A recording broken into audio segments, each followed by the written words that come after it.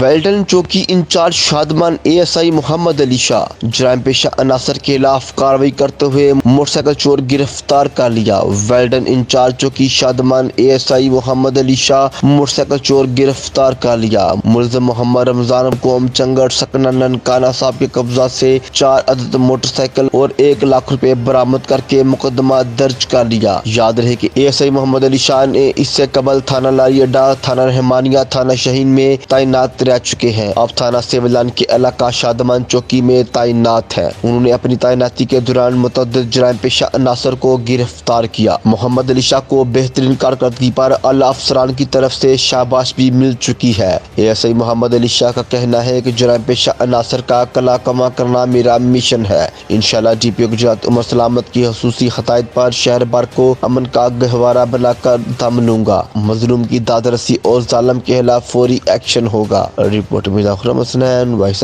Gujarat.